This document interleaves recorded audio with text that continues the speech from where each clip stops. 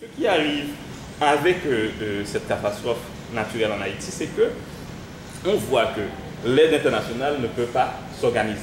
L'aide ne peut pas s'organiser parce que ils n'ont pas, parce que d'abord il n'y a pas un interlocuteur structuré qui peut intervenir, quel qu'en soit ce qu'on peut faire dans un territoire. S'il n'y a pas un État souverain assez structuré comme interlocuteur, les étrangers ne peuvent rien faire. Par exemple, au début de la catastrophe, il y a des sauveteurs qui sont arrivés en Haïti. Et quand les sauveteurs doivent intervenir dans des immeubles, la première chose qu'ils demandent, c'est quel est le plan de l'immeuble. Ici, on verra que la mairie serait arrivée. Moi, j'ai vu, il n'y a pas longtemps, un incendie tout près de chez moi à Québec. Et j'ai vu des gens, les pompiers sont arrivés avec les plans de la maison pour faire une intervention. Donc voilà, des choses aussi simples qui démontrent qu'on n'a pas, par exemple en Haïti, il y a un problème par exemple de plan cadastral de la ville. Donc du coup, il y a une absence d'institution. C'est justement ma génération qui a revendiqué la démocratie, tout ça. C'est une génération qui n'a pas compris aussi que c'était nécessaire de construire un pouvoir d'État. On ne peut pas avoir une démocratie sans un pouvoir d'État qu'on doit contrôler, mais en même temps qui est absolument important pour faire fonctionner une société. Bon, je disais que le problème, c'est que on s'est trouvé, après la catastrophe, ou du moins bien avant la catastrophe, dans une situation où l'État était complètement déstructuré. Donc du coup, l'État ne pouvait pas réagir, l'État n'était pas préparé à réagir. Donc c'est parce que je donnais des exemples pour montrer que même quand pour organiser des sauvetages, il faut qu'il y ait une organisation des pouvoirs publics, des institutions de l'État pour faciliter même. Bon, quand il y a l'aide internationale, mais quand l'aide arrive, il faut qu'il y ait au moins une mise en place. Il faut qu'il y ait, s'il n'y avait pas cette catastrophe qui a précédé la catastrophe en tant que telle, cette déstructuration de l'État, peut-être on aurait la possibilité de réagir. On aurait la possibilité de profiter de l'aide internationale. Parce que du coup, moi je crois que, comme je l'ai expliqué, il n'y a pas de pays qui s'organise à partir d'ONG, Et on est dans une situation où ce sont des ONG qui interviennent en Haïti. Et la première situation, le premier problème qui fait que l'aide internationale est complètement désorganisée, c'est parce que l'État n'a pas cette capacité de gérer les entités, de gérer différents intervenants qui interviennent de façon contradictoire. Et en particulier les ONG. Moi je dis qu'on n'a pas...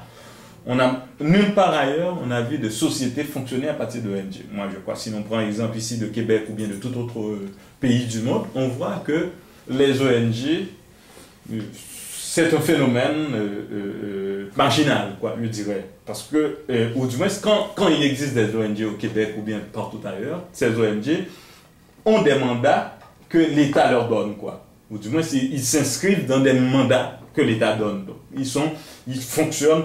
L'État les met, ils fonctionnent à partir de ce que la société dans laquelle où ces ONG interviennent, à partir de ce que l'État définisse.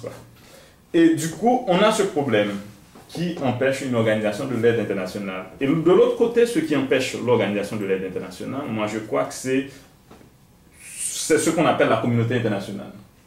Et moi je crois que la communauté internationale, c'est une fiction. On pourrait dire aussi que la nation, c'est une fiction, mais le problème, c'est que la nation, c'est une fiction, mais c'est une fiction qui est entrée dans la vie concrète des gens à l'aide de quelque chose qui s'appelle l'État. Et l'État permet, c'est pourquoi on ne parle plus de nation, on parle d'État-nation, c'est justement parce qu'il y a quelque chose d'organisé. Or, ce qui arrive, c'est que ce qu'on appelle la communauté internationale, moi je crois que c'est quasiment un immense bazar déjà, Et quand vous voyez, au niveau international, quand des choses intéressantes doivent se passer, les États souverains les prennent en main. Et c'est ce qui arrive au niveau des institutions internationales. Et du coup, je crois que ce qui est peut-être intéressant dans cette catastrophe, c'est, par exemple, moi je peux prendre un exemple d'intervention d'État dans la catastrophe en Haïti. Si les États-Unis d'Amérique n'avaient pas pris en main l'aéroport international de Port-au-Prince, ça aurait été une catastrophe dans la catastrophe, quoi. Voilà la possibilité quand un État intervient, quoi. Et là, moi, je pense que voilà l'autre difficulté. Et on se retrouvait, d'ailleurs, peut-être un peu avant la catastrophe, la MINUSTAH, la présence onusienne qui était en Haïti, ne pouvait pas bien intervenir. Parce que déjà, ça ne pouvait pas intervenir. Et puis, en même temps, ils ont subi le contre-coup de la catastrophe. C'est que l'ONU, l'état-major de l'ONU en Haïti s'est trouvé décapité, quoi. Et l'État haïtien s'est trouvé décapité. Mais moi, je dirais que ça se peut qu'un État se trouve dans une situation pareille. C'est que, voilà des gens qui n'ont pas... Voilà, on est dans un pays où les gens n'ont pas été assez responsables pour imaginer de tels scénarios, quoi. Parce que quand on... C'est la difficulté. Et là, on est dans cette situation.